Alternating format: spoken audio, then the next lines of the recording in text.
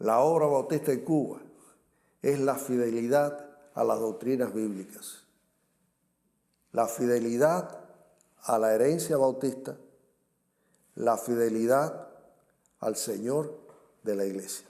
Aquellos antiguos bautistas dijeron Cuba para Cristo y nosotros ahora en este instante, nosotros decimos Cuba para Cristo, sí, pero Cuba para Cristo ya.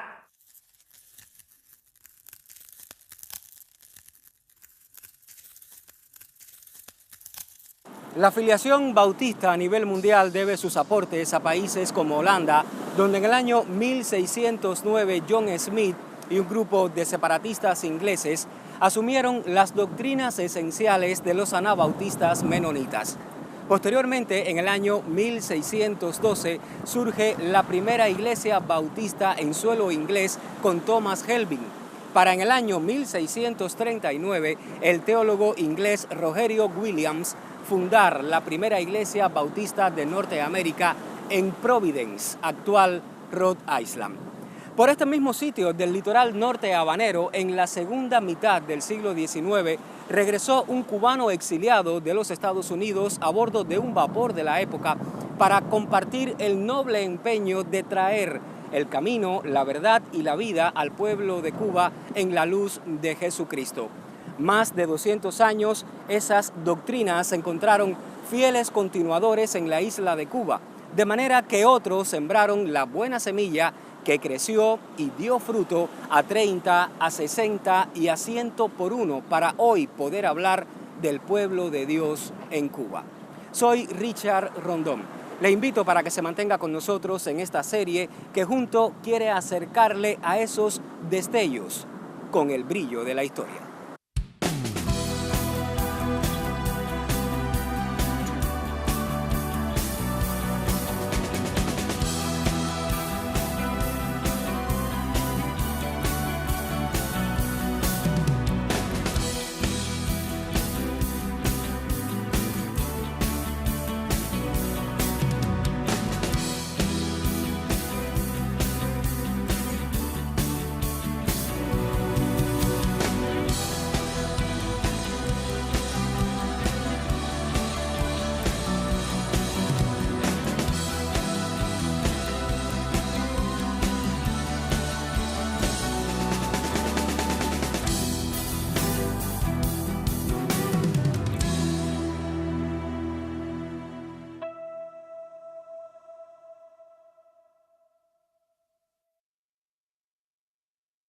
La memoria histórica no solo hace justicia, sino también que nos permite conocer cómo surgimos y quiénes somos. Por ello, antes de continuar nuestra narración, permítannos, por favor, mencionar algunas figuras de compromiso fundamental en la consecución de lo que somos hoy. En este período, comprendido entre los años 1874 a 1885, necesariamente tenemos que mencionar la figura del reverendo metodista J.E. Van Duzer, el primer misionero a los cubanos. Falleció muy joven, cuando tenía 22 años de edad, el 7 de junio de 1875. Fue sepultado en Cayo Hueso, la Florida, y sus últimas palabras son su epitafio: no abandonen la misión cubana. Años más tarde, 1879, se abre paso en la historia una figura que tendría importancia capital, el pastor Williams F. Good. Good tiene una parte muy significativa en la historia de los bautistas cubanos y a él nos vamos a referir en su momento. Por lo pronto, solo baste señalar su nombre con el de la niña, es decir, Adela Fales, que fue la que dio el nombre a la misión de la niña. Y le cuento, la familia Fales, de origen cubano, estaba exiliada en los Estados Unidos. Asistía a la congregación del pastor Good y Adela, a pesar de su corta juventud, de inmediato se identificó con las ideas de su pastor y se involucró en las tareas, sobre todo que Good llevaba a cabo en la predicación del Evangelio de Jesucristo a los cubanos. Adela de inmediato fue su intérprete y obrera de esta misión. Se cuenta que para el año 1885 ambos viajaron a Cuba Posteriormente, en el año 1887, deciden extender la obra bautista hasta el centro del país, específicamente a la porción centro-sur de la isla, y llegan a la provincia de Cienfuegos. Referentes históricos confirman que allí en Cienfuegos adquieren los terrenos para construir un cementerio bautista, aunque también iba a aceptar otro tipo de enterramiento. Por conflictos armados de la época, se da al traste con este cementerio, se pierden los terrenos y algunos historiadores atestiguan hoy que sobre restos de osamentas en ese lugar hoy existe un centro de enseñanza media superior. Y por último, tenemos que mencionar a Ángel Godínez, un joven muy talentoso. Había nacido en Regla el 16 de mayo del año 1865. Godínez residía en Cayo Hueso. Su pastor era Gut, con quien había conocido el Evangelio de Jesucristo. Ángel Godínez decide regresar en el año 1885 a Cuba para predicar la doctrina bautista. Según aparece en su agenda personal, Ángel Godínez funda la iglesia Nazaret en Regla. Allí ofrece varias conferencias en una dirección que está registrada como Calzada de Guanabacoa número 4. Pero también en ese propio año, 1885, los historiadores estiman que entre los meses de mayo a septiembre es que Ángel Godínez se encuentra con Alberto de Jesús Díaz Navarro. Y en este último es donde sí comienza nuestra narración.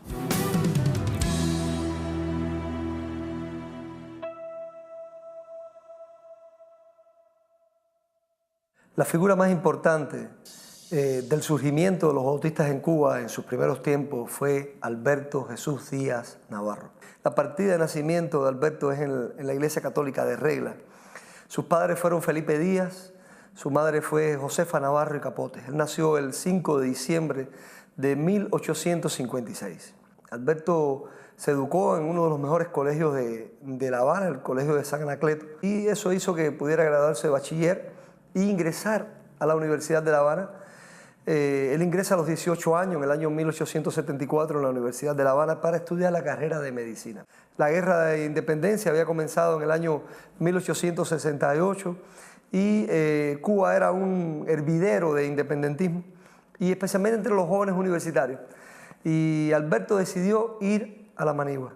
Así que se incorporó a la Manigua en una fecha que no conocemos, pero por el hecho de que se le dio baja de la universidad en este primer semestre del año 75, pues creemos que sobre esa fecha aproximadamente él pudo haber ido a la Manigua a luchar con el ejército mambí. Es comisionado junto con otros soldados para una avanzada para buscar un lugar donde pudieran acampar, y son sorprendidos por el ejército español.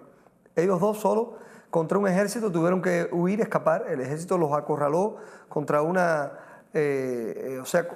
ensenada de mar allí, pero ellos oscureció y pudieron refugiarse.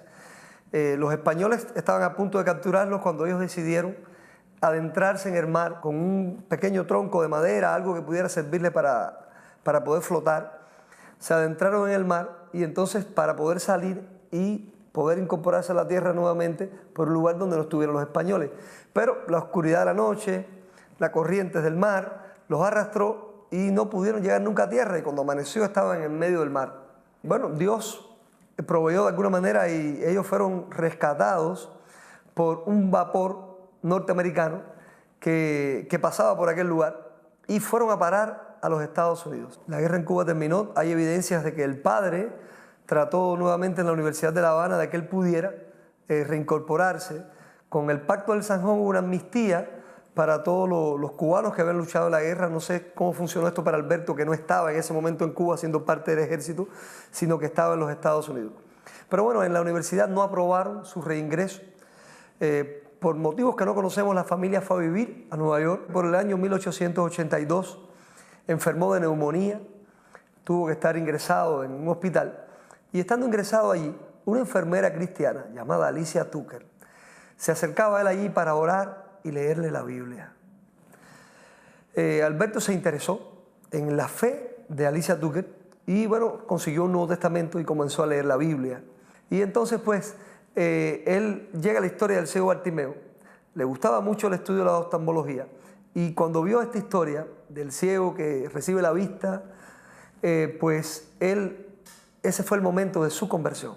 El 19 de marzo de ese año 1882, el doctor Alberto J. Díaz viene a Cuba para estudiar las leyes, para ver cómo eran las posibilidades de traer el Evangelio a Cuba.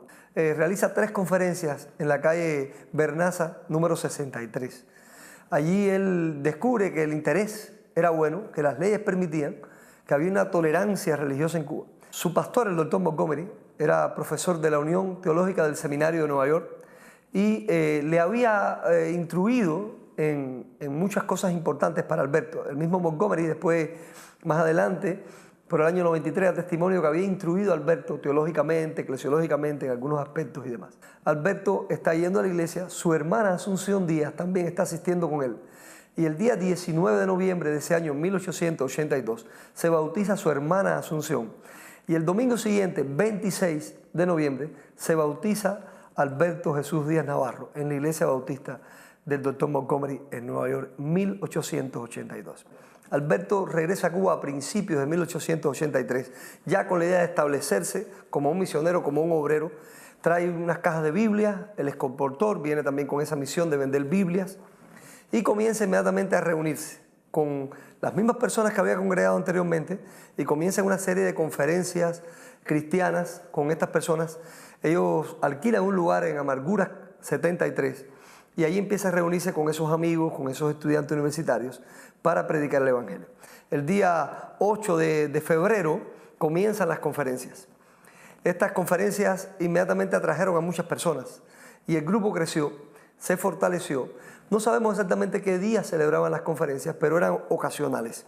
Porque lo que sucede es que el 10 de abril de ese mismo año, o sea, solo unos meses después, esa congregación, que ya en ese momento tenía 25 personas comprometidas, deciden comenzar a reunirse todos los domingos, sistemáticamente, y firman un convenio.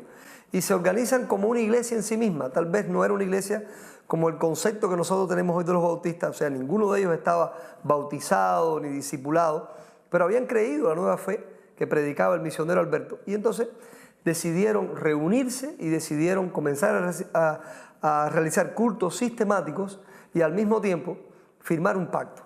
Nosotros conservamos el pacto. Hay un artículo de periódico donde se publicó el pacto de aquella primera iglesia, es un pacto neotestamentario, y lo firman 25 personas que se unieron a aquella congregación, que llegó al punto de tener que construir bancos con capacidad para 320 personas. Hay crónicas de esos tiempos en los periódicos de La Habana, en el periódico El Triunfo y demás, que hablan hasta de 500 personas reunidas en aquel lugar en el siguiente año, 1884. La congregación que creó a Alberto J. Díaz rápidamente creció y varias veces tuvo que cambiar su lugar de residencia, según consta en las actas originales de la iglesia, buscando hacer más públicos sus cultos. Uno de los lugares en los que asentó esta nueva congregación fue justamente aquí a mis espaldas. Entonces era Prado 115. Era una de las calles más populares y concurridas de La Habana de entonces. Aquí funcionaba el Hotel Pasaje.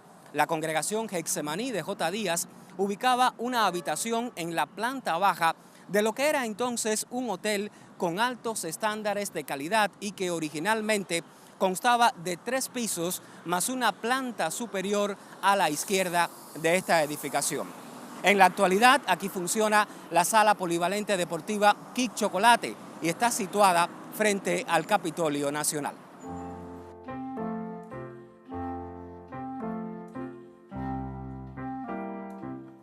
En la década de los años 80 del siglo XIX, el Paseo de Martí o del Prado, entre otros nombres, era uno de los más importantes sectores de la ciudad. Allí se concentraban lujosas mansiones, teatros, plazas y hoteles, entre ellos el Gran Hotel Pasaje. Cuando allí se radicó la iglesia Getsemaní, a instancias del misionero Alberto J. Díaz, la edificación sería testigo de importantes acontecimientos sociales, culturales y políticos, estos últimos con sede en la conocida Acera y Café del Louvre, famosa por los jóvenes que allí se reunían, la mayoría de los cuales eran independentistas y defendían ideas progresistas para su época. Llama la atención que los sitios elegidos por el apóstol a Cuba de la obra bautista confluyeron siempre alrededor de la misma área, hasta quedar en el perímetro definitivo para su emplazamiento en Dragones, esquina Zulueta. Dice un acta de la iglesia, que es una copia, que a ellos les fue propuesto por el obispo de la Florida ser episcopales y que ellos no aceptaron. Eso fue en el mes de febrero, en que el obispo episcopal de la Florida, John Freeman Young, vino a Cuba y le propuso eso a Alberto. El acta dice que no aceptaron. Sin embargo, hay una nota en el periódico del 3 de marzo de ese mismo año, o sea, solamente un mes después, en que en esa nota dice culto de confirmación de la Iglesia Bautista Getsemaní por el muy reverendo obispo John Freeman Young de la Florida. Así que la iglesia se hizo episcopal. Hay fotos de la época que muestran a Alberto vistiendo la vestidura típica de un predicador episcopal, y ellos comienzan a ser sostenidos por los episcopales. Lo más probable es que el aceptar esto haya tenido mucho que ver con que le brindaran apoyo, con que pudieran también mantenerlos económicamente. Ellos tenían que estar pagando un alquiler que costaba muy caro, tenían que pagar también el servicio del gas para el alumbrado del local. Al mismo tiempo, no había salarios para el pastor, para abrir nuevas obras, y ellos aceptaron esto. Para este tiempo también tenían una segunda iglesia en la calzada de Jesús del Monte, a la cual llamaban la Santísima Trinidad. Parece ser que en la casa de uno de los convertidos, que se llamó Narciso Izquierdo, que vivía ahí en calzada de Jesús del Monte. O sea que habían dos congregaciones: la congregación de Prado 115, que ellos llamaron Getsemaní, esa iglesia le llamaron Iglesia Reformada Getsemaní, y la congregación de Santísima Trinidad en Jesús del Monte. En septiembre ocurre algo verdaderamente importante, un acontecimiento que es tal vez uno de los momentos más importantes de este periodo histórico para la obra en Cuba, que es que en ese momento, en septiembre, Alberto J. Díaz y William Wood se conocen en La Habana. Allí Wood le propone a Alberto que se una a la obra bautista que ellos querían abrir en Cuba. Ángel Godínez fue quien propició el encuentro entre William Wood, pastor de la iglesia bautista de Key West o de Cayo Hueso, con Alberto Díaz.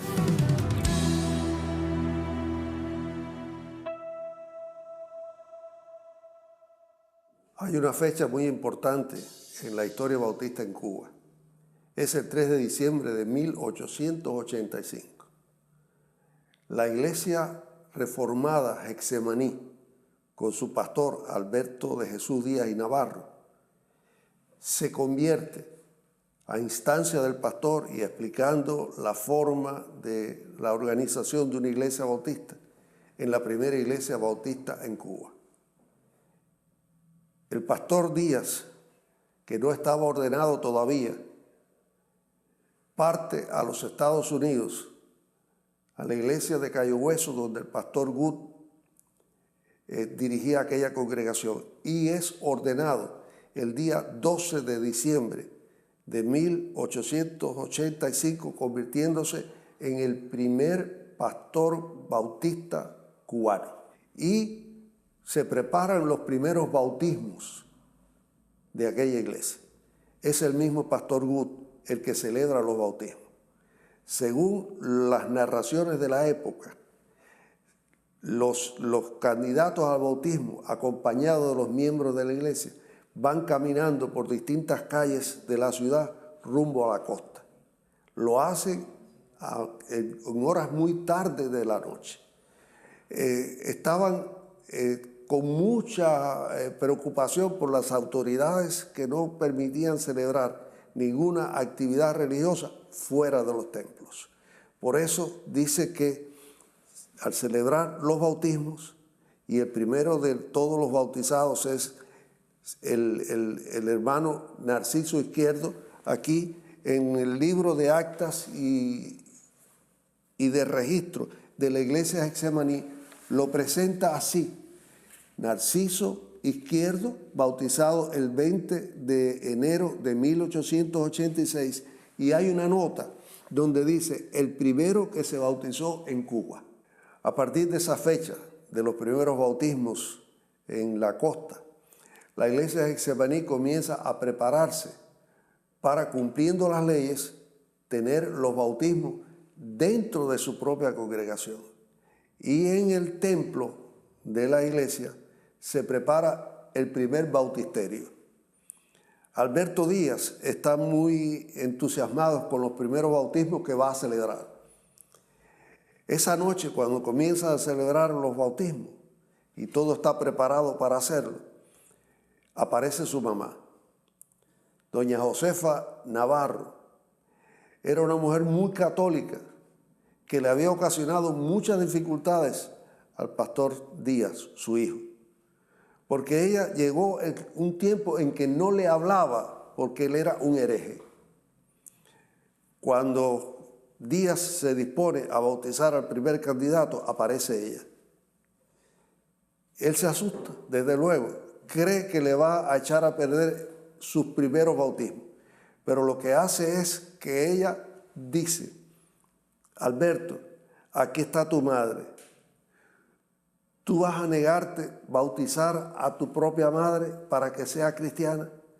Y esta es la mujer que crea por primera vez una sociedad misionera de mujeres. Donde ella y 120 mujeres que se organizaron en una sociedad en la calle Velascoaín 70, donde estaba la casa de ella, pues sirvieron durante 3 meses. Fueron personas que estuvieron continuamente cuidando enfermos, ayudando y demás. Fue una labor preciosa. Después de esa epidemia de viruela, la iglesia tuvo un crecimiento enorme por el buen testimonio que dejó aquellas mujeres, Alberto, todos los miembros de la iglesia y demás. La iglesia se desarrolla y de tal manera que llega el momento en que adquieren hasta propiedades. La primera propiedad bautista fue los terrenos para el cementerio en 1887. La necesidad de tener un lugar donde enterrar sus propios muertos llevó a Alberto a buscar, a promocionar y a aquella iglesia a asumir la idea de tener su propio cementerio. El día 23 de enero de 1887 se compraron los terrenos y ya para abril el cementerio funcionaba. Para el año 1889, la congregación de Getsemaní había crecido suficiente como para necesitar un local más amplio. Yo creo que hay una historia que nos va a ayudar mucho a entender el nivel de compromiso de Alberto con la iglesia, con la sociedad cubana de aquel tiempo. Y fue cuando Alberto fue invitado a la Convención Bautista del Sur en el año 1887. Él no habló de lo que llevaba planificado, sino que habló de toda esa experiencia que él había tenido, de la muerte de su hija, de no poder estar allí para enterrarla, de cuán importante era para él la obra que venía a hacer, que había determinado incluso no enterrar a su hija. Como parte del discurso, yo tengo un fragmento acá que dice: aquí estoy para decirles cómo aquellos hermanos necesitan de un templo donde puedan reunirse con comodidad.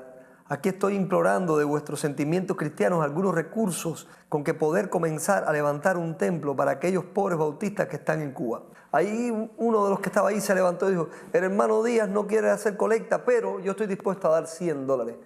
Y aquel mismo día se reunieron casi $5.000 en aquel lugar.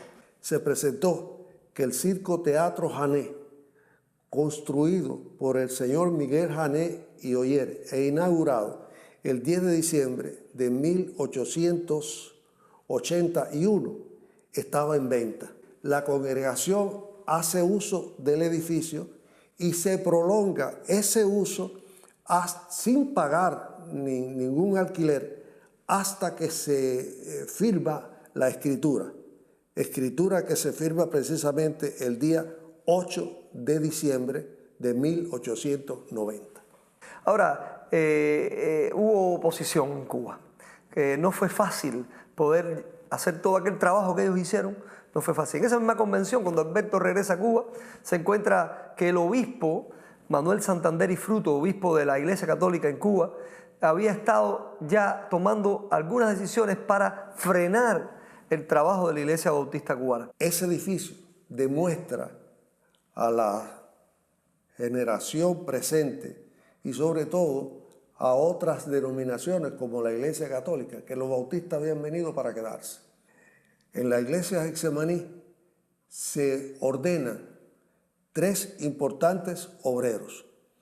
El primero de ellos, Miguel Pérez, que el dato histórico es que es el primer pastor ordenado en Cuba. En crónicas de la época se narra exactamente el acto de su ordenación. José Regino O'Halloran es el otro, un hombre que después llegó a ser grande, muy grande, en la obra bautista en Cuba Occidental y que tiene aún el privilegio que posteriormente, en 1898, organiza la primera iglesia bautista en Santiago de Cuba. Y el otro es José Victorino de la Cova, un hombre grande, conocido como el príncipe de los predicadores posteriormente. Este núcleo de obreros, más las iglesias que se iban organizando, es la que hace pensar a Alberto Díaz que había llegado el momento para organizarse en asociación. La oposición católica fue fuerte. El obispo trató de desacreditar a Alberto, lo acusó de inmoralidad, porque decía que se metía en el agua con las mujeres, lo acusó de ilegalidad, lo acusó de herejía. Alberto incluso hubo un momento que preparó 5 famosos sermones que los predicó en distintos lugares de La Habana para defenderse de las acusaciones del obispo. También las autoridades españolas eran procatólicas y de alguna manera también se opusieron en muchas ocasiones. Alberto estuvo preso, uno de sus más famosos momentos de prisión. Alberto estuvo alrededor de 7 u 8 veces preso en Cuba. Aún en Guanabacoa, predicando el pastor Alberto Díaz, el reverendo Ángel Godínez y Desiderio Herrera son interrumpidos por las autoridades mandadas por el alcalde de la ciudad, señalando que ellos no tenían permiso para actividades en ese lugar. La iglesia estaba en la calle Bertemati y allí en aquella iglesia se reunieron una gran congregación y tuvieron que salir al patio para celebrar el culto y las autoridades irrumpieron allí. Y la guardia, la policía de aquel momento, se llevó preso a Alberto junto con el pastor Desiderio Herrera y el pastor Ángel Godínez. Ellos fueron llevados ahí a la cárcel y allí estuvieron y salieron de allí por la intervención, en ese momento, Alberto como ciudadano americano, la intervención de las autoridades de los Estados Unidos pidiendo la libertad de Alberto como ciudadano y obrero de la Home Mission Board. La última prisión de Alberto J. Díaz fue durante la represión contra la iglesia dirigida por Valeriano Weyler. 8 días después fue puesto en libertad con la condición de que inmediatamente debía abandonar la isla de Cuba. Se reúne con la iglesia Getsemaní y ésta lo despide. Hay constancia en el libro original de actas de un acta que fue fechada el 28 de abril de 1896, donde se recoge la despedida al pastor después de 8 días en prisión y especifica que los cultos oficiales serían cerrados. Corría el año 1897 y ante la ausencia de sus principales líderes, la iglesia bautista Getsemaní se mantuvo solo ofreciendo cultos de oración. Un año más tarde, 1898, con el fin del colonialismo español, se produjo el retorno a Cuba de los exiliados cubanos en Estados Unidos. En ese grupo hubo 2 figuras importantes, O'Halloran y J. Díaz, y esto favoreció la extensión de la obra bautista en nuestro país. Por ejemplo, en el propio año 1898 se abren nuevos templos en Guantánamo y Santiago de Cuba. Y en el año 1899 se abren en Santa Clara, en Matanzas, Cienfuegos y también en Sagua la Grande. Posteriormente, en el año 1901, llega a Cuba Charles Daniel, misionero de la Convención del Sur. Charles Daniel de inmediato fue nombrado por la Home Mission Board como superintendente de la obra bautista en Cuba. Y a partir de ese momento, Alberto J. Díaz queda solo como pastor de la iglesia bautista Getsemaní.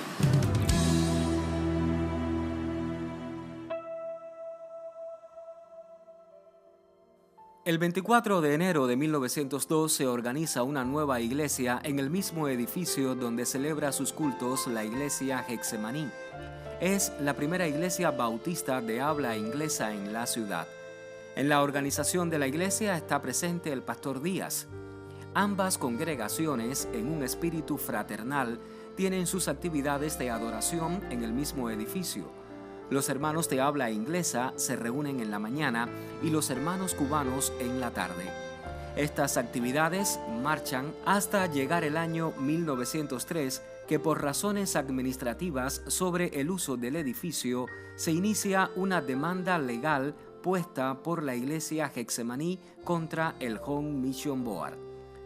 La iglesia Getsemaní y su pastor J. Díaz salen del edificio de Dragones y Zulueta, y posteriormente el fallo final del Tribunal Supremo fue dado a conocer en 1907 a favor del Home Mission Board. Y el líder de la obra bautista en Cuba Occidental por muchos años, su apóstol bautista, se une por decisión propia a la iglesia presbiteriana. Ahí está hasta que en el año 1916 fallece. Sus restos están en el cementerio bautista que él mismo había organizado.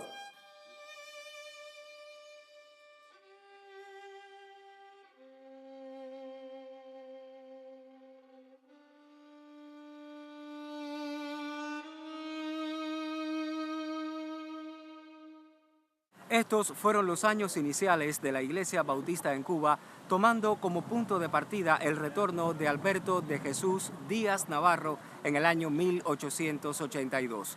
Posteriormente, otras figuras y otros acontecimientos marcaron el decursar del tiempo. Por ello, le invito para reencontrarnos en nuestro próximo capítulo y seguir descubriendo esos destellos con el brillo de la historia. Dios les bendiga.